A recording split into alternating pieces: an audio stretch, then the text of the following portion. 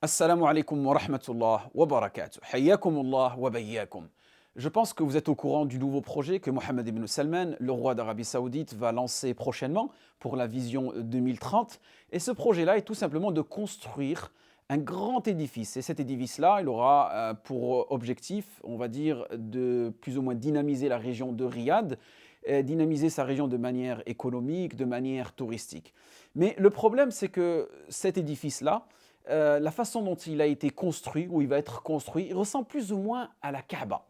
Donc, ça a été un peu polémique pour certains musulmans, et ils se sont dit, quel est le but? Quel est le but de construire un édifice qui ressemble à celui de la Kaaba? Et en réalité, il y en a même qui sont allés plus loin, qui ont dit, nous avons une nouvelle qibla, la qibla touristique, la qibla du divertissement, et la qibla de la Mecque, qui est la qibla de l'adoration. Avant de vous donner mon avis sur cela, il est important de lire l'histoire et de revenir quelques siècles en arrière.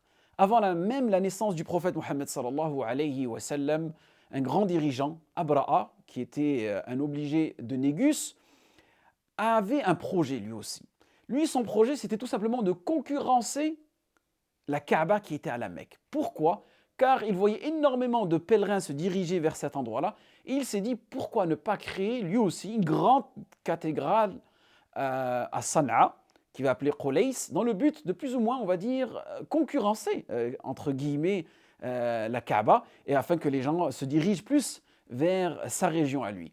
Et un jour, un pèlerin, on va dire, arabe, païen, se rend à cette cathédrale-là, Qulays, et il va plus ou moins la souiller. Et c'est ce qui va provoquer la colère de Abraha. Donc Abraha, pour se venger, qu'est-ce qu'il va faire? Il va tout simplement envoyer des troupes pour attaquer la Kaaba. Et lorsqu'il va l'envoyer l'un de ses émissaires, il va parler à Abd al-Muttalib. Abd al-Muttalib, qui est le grand-père du prophète Mohammed sallallahu alayhi wa sallam. Et cet émissaire-là, il va s'emparer des chameaux de Abd al-Muttalib et il va lui demander, est-ce que tu es prêt à combattre si Abraha se déplace à la Mecque? Et Abd al-Muttalib lui dit, non, je n'ai pas à combattre. Donc, qu'est-ce qui se passe? Abraha se dirige vers la Kaaba et à ce moment-là, il demande à rencontrer Abd al-Muttalib et il est étonné. Il est étonné qu'Abd al-Muttalib ne veuille pas combattre. Et aussi, il va lui dire cette phrase-là. Il dit, moi, j'avais une certaine estime pour toi. Et là, je vois que ce qui t'intéresse, c'est tout simplement de récupérer tes chameaux et en aucun cas de défendre cet édifice dont tout le monde se dirige vers. Et là, la fameuse phrase de Abd al-Muttalib qui va lui dire, il dit, tu sais, aujourd'hui, rends-moi mes chameaux, car je suis leur propriétaire.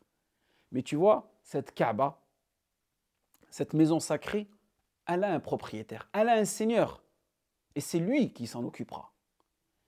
Et à ce moment-là, Abd al-Muttalib, il va ordonner à tous les habitants de la Mecque de se disperser, d'aller se cacher dans les montagnes, car un châtiment, un grand châtiment va arriver. Donc, Abraha dirige ses troupes, qui sont composées d'éléphants, et va demander à ces éléphants-là d'attaquer la Kaaba. Et en aucun cas, l'éléphant pourra se diriger vers cette Kaaba. Ils vont essayer de bousculer ces éléphants-là, d'essayer de les précipiter afin qu'ils attaquent la Kaaba, mais impossible. Ils peuvent aller vers l'est, vers l'ouest, vers le nord, vers le sud, mais en aucun cas se diriger vers la Kaaba. Et à ce moment-là, Allah subhanahu wa ta'ala, il va envoyer des oiseaux qui sont venus directement de la mer.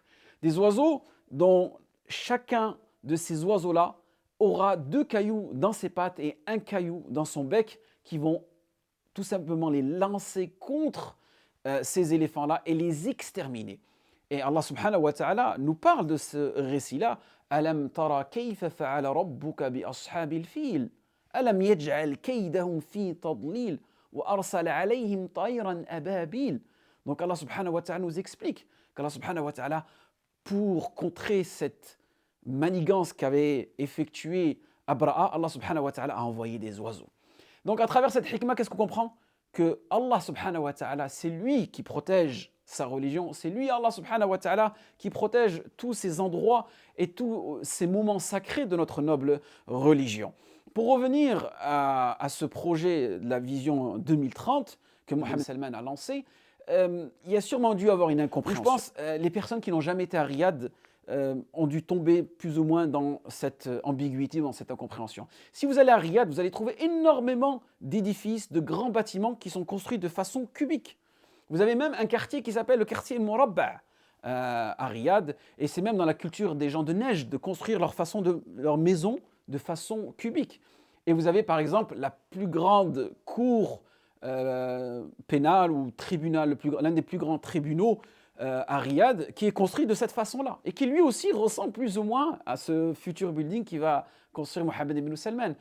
L'une des plus grandes entreprises aussi, si vous allez vers le Da'iri, direction Othman Ben Affan, direction le Jami'at al-Imam, vous allez voir un grand building aussi de façon cubique qui appartient à la société Sabek. Vous avez aussi même le musée, le grand musée du palais de Riyad, qui est aussi au centre-ville, qui est construit de façon cubique. Énormément d'édifices, de monuments financiers, économiques, touristiques qui sont construits de cette façon-là. Donc, on doit tout simplement un petit peu relativiser et arrêter d'être dans l'extrême et avoir de bonnes pensées envers les gouverneurs musulmans, envers les gouvernés, et qu'on doit avoir aussi cette pensée-là que, Inch'Allah, la Ummah, elle avance, malgré qu'il y a des manquements. Il y a des manquements, on ne peut pas les nier, mais faut arrêter de tomber, on va dire, un peu dans cet esprit complotiste et ainsi de suite.